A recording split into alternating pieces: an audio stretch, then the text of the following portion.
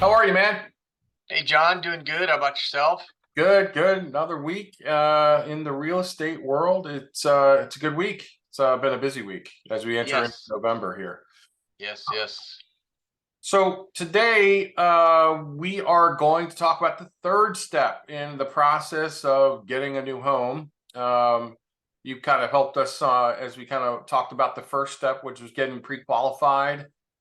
We talked about the second step, which was to go and select a home and how that works out. Right. And today, with the third step, we are going to talk about the fact that the offer process. So once you select a home, what is it that goes into the offer, and what can you expect as you get into making an offer?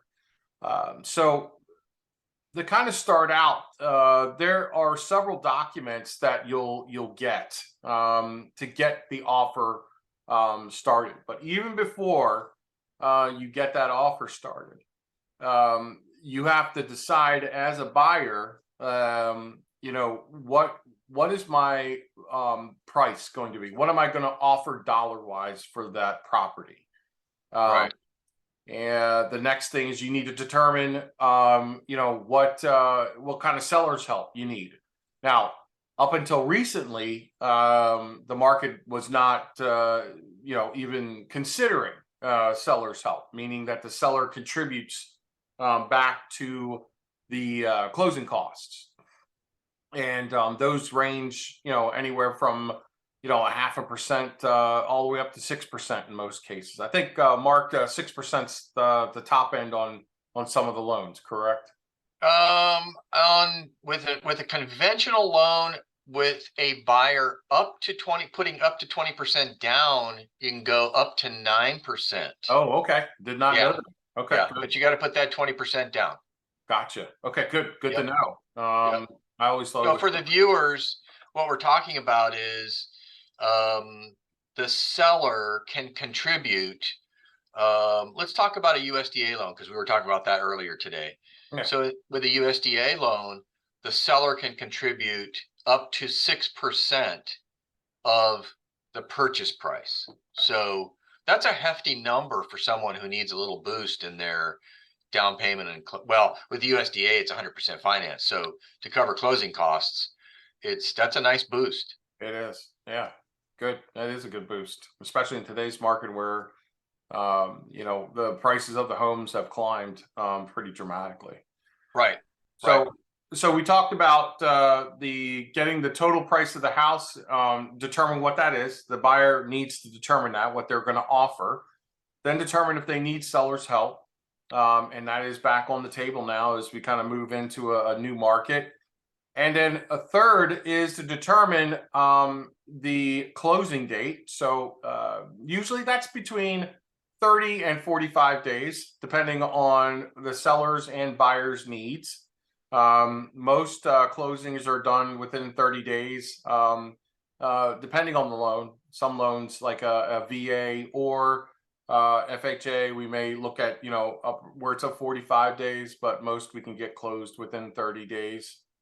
yeah, And then last but not least is what's called earnest money deposit. So you'll hear it called EMD. That's the money that is put and given toward the contract. That's the consideration of the contract, and that binds the contract, meaning that the buyer says, okay, I'm offering, let's say, $300,000 for this home. Uh, Typically you see a 1% EMD or $3,000. That's money given to the seller. The seller's broker holds that in most cases until closing, and then that money is put toward the closing costs. So the buyer doesn't lose the money. It just is holding to make sure that the buyer is serious and will continue down the pathway of the purchase of the home. right, Um, so right. those are the four things that you really have to think about before you even get to the paperwork. We got to determine, those four things: the price, that their sellers, help that's going to be given, the the EMD or the earnest money, and the close date. So those 4 things will be determined, and then we start with the paperwork. And depending on what state you're in, whether you're in Maryland, whether you're in Pennsylvania, wherever, one of the first things you're going to get from your real estate agent is typically going to be a consumer notice. This really outlines the role of the agent and their responsibilities. It's not a contract. It really highlights the fiduciary responsibilities that an agent does and will represent for the client themselves.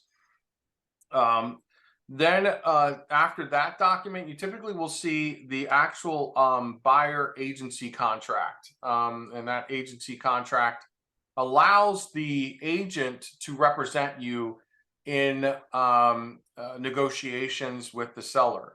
So that has to be signed. Typically in there, you will see the date it starts and the date of the contract ending. Typically, most agents will sign, have you sign a 3 or a 6 month contract with them. And that way, if there's a prolonged period of searching for a home, let's say the offer you make is not accepted, that contract still stays in place, so that allows other subsequent offers to be made, and that the agent can continue to represent you. All right. Also, if there's any fees, that'll be outlined in that buyer agency contract at that point. Then we get into the meat and potatoes, which is really around the actual offer. And typically it's called an agreement of sale.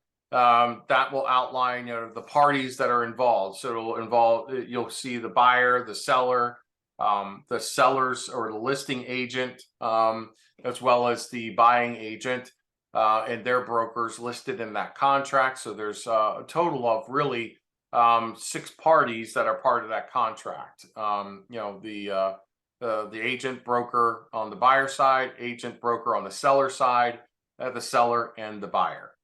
Right. That's all listed there. And then all the terms, right? All the things that you talked about, those 4 things that we talked about: the price, the earnest money deposit, the closing date, the all those things are listed in the contract, and the seller's help, of course, are listed in the contract as part of the agreement that need to be signed on both sides.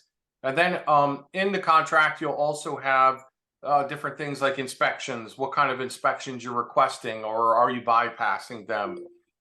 You'll also have the parts around it, the mortgage and contingency around mortgage. If you're taking a mortgage to buy a property, there usually is a contingency around that as well, called out. And then there might be addendums, that you add in, whether it's a well water addendum or a septic tank addendum, contingencies, appraisal contingencies, depending. In Maryland, there's contingencies for appraisal. So those things are called out in the contract. And the buyer and seller, well, first the buyer signs it, and then that's submitted over to the seller to sign as well. And then there's other things like lead paint, because that's a federally, you have to disclose about lead paint. Typically you'll have if a house is built before 1978, you will see those addendums added in. Also the seller's disclosure that has been signed and filled out by the seller has to be initialed and signed by the buyer. The buyer acknowledges what the seller has called out about the property, which is also important. Mm-hmm. Then there's a deposit money. So that way the buyer knows, hey, I've got 5 business days typically to get my earnest money over to the seller. So there's an addendum and part that needs to be signed about that. And then last but not least is estimated closing costs. All agents should, no matter whether you're a seller or a buyer, should give you before a deal, you submit a deal, there should be estimated closing costs, giving you an idea of what to expect at the table. Now, typically, as an agent, I will use a system that will auto calculate taxes and all that, and it typically will go higher than what is reality. But that's done on purpose so that there's no surprises. And again, Right, there right. It's should kind of a worst case scenario type yeah, calculation. Yeah, and an agent, a buyer agent, should always make sure everything's front and center for the buyer. There should be no surprises at all. The only if there are any surprises, it'll be from the mortgage company. No offense, no, but no, no, yeah, absolutely. I mean, things it should happen. Yeah, yeah, they do. Yeah, but it should not be from anything for the real estate side. That should all be wrapped up and done before the offer is made. So because once the consideration is given, so let's say the seller agrees to the agreement of sale and the EMD is submitted, that contract is binding, and there's a clear indication, if the buyer backs out for any reason outside of the contingencies that are called out, the buyer could lose their earnest money deposit. So right, that's painful. So right, right. um, John, talk just for a minute. Talk a little bit about because I have a lot of people ask me, what happens to my earnest money deposit? How is that utilized in the process? Do I get it back? yeah. So, share some thoughts on who holds that money, what happens to it at closing, and if you need me to answer, I'll be happy to answer too. So, No, it's a really good question. I get that a lot. A lot of people think that the earnest money deposit is lost, right? It's money that oh my God, I give it to the seller. That's kind of the thing I have to worry about and lose. And its answer is no. When right, you put the check out there, that money goes uh, toward your closing, but right, it's necessary because the seller needs to know that you're serious about the contract, and right, they require that down payment, that piece of money to bind the contract, so that they have leverage, so that a buyer can not just walk away from the deal. right, Because right, a seller, when they agree to your offer, they have to pull their contract, or pull their home off the market. That means no showings, no opportunities for another seller to come in and make an offer. So right, it's important that there's teeth to that contract, and that there's some seriousness, and the consideration has to be one that's going to hurt. So if somebody says to me, sometimes, there was one offer I put together, and it was $500,000, and the buyer said, "Yeah, I'll put down $1,000." Well, no, that's not enough. yeah, yeah. It's not enough There's for no a skin in the seller. game with $1,000. Yeah, Yeah, there's not. And so your offer may be rejected. I've seen offers where, and this is before the pandemic, where they were like, what, that 1% is too low. $500,000 home, we want to see $10,000 earnest money. You're not losing the money, but it's again to make it serious for the seller, and help the seller at ease, knowing that pulling their house off the market, and those people that they're going to miss, that could be touring and purchasing their home, that it's going to be okay, because this buyer is serious and they're engaged. right, right. It's the buyer's way of saying, I'm committed to this process. It's the seller's way of saying, I accept that commitment, and these dollars um, put some weight behind that commitment. Yep, So both parties agree to those terms. yep, I agree. So once all those documents are signed, typically real estate agents these days, including myself, will send them over those documents over to be signed digitally. And that makes it a little bit easier for you. Most contracts are boilerplate unless there's a lot of different stipulations and things like that. Um, so that part is try to make it a little bit painless for a person. I like it because convenience, especially if there's changes that have to be made to the contract. It can be done on the fly. A person can typically pull up documents on their phone or smartphone, iPad, or what have you on the run to sign or make changes as deals are being put together. Yeah. Uh, and Yeah, then it's really for a lot of some people ask me, how does that work? It's just a system, right? Tell us a little bit about how that shows up in your inbox. You open the document. You don't have to physically sign it with a pen, no, but you select a digital signature, right? yes. And Uh-huh. And then and then it just click, click, click. But make sure you're reading what you're signing, right? Some of the things is you're not that it's saying your agent is not responsible and detail oriented, but you just want to check to make sure those four things that we talked about, which is the price, the seller's help, the EMD amount, and the closing date. Those things match what you talked about, and that if there's any exclusions or inclusions on the property, those things are called out. So make sure you pay attention to what you're signing. right, It take a couple minutes. Most of the documents are boilerplate by state, and that's done on purpose to make sure it's protecting the consumer.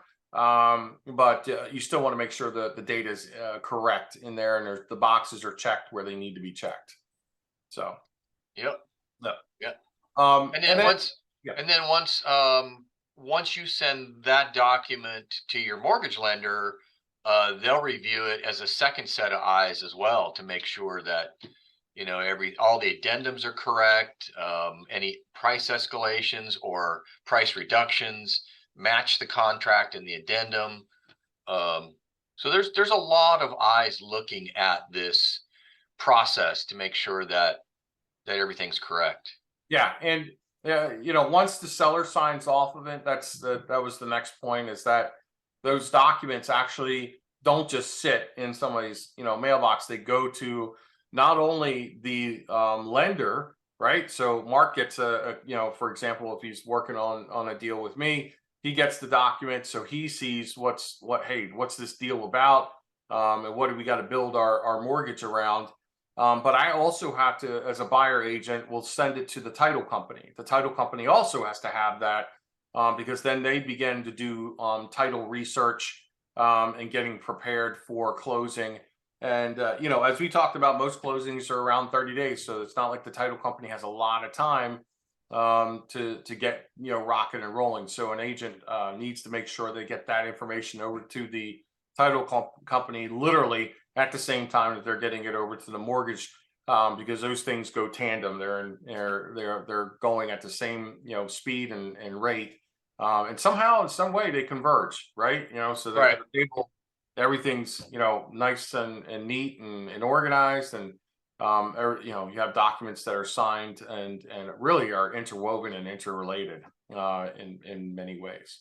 Yeah. So that is the third step. So a lot of times, when you say, hey, put an offer together, or whatever, there's a lot behind that offer that goes in, and things that you need to be aware of as you're signing, and things that you need to be thinking about in that second step, as we talked about those four things, as you consider about making an offer. And an offer is a serious step, because once that offer is accepted and you write that EMD check, you cannot walk away from that deal without unless one of those contingencies are called out, which could be the mortgage contingency or an inspection contingency. If either one of those cause issues, you could basically walk off the deal without losing the EMD. Anything else, most of the time, you will lose that earnest money.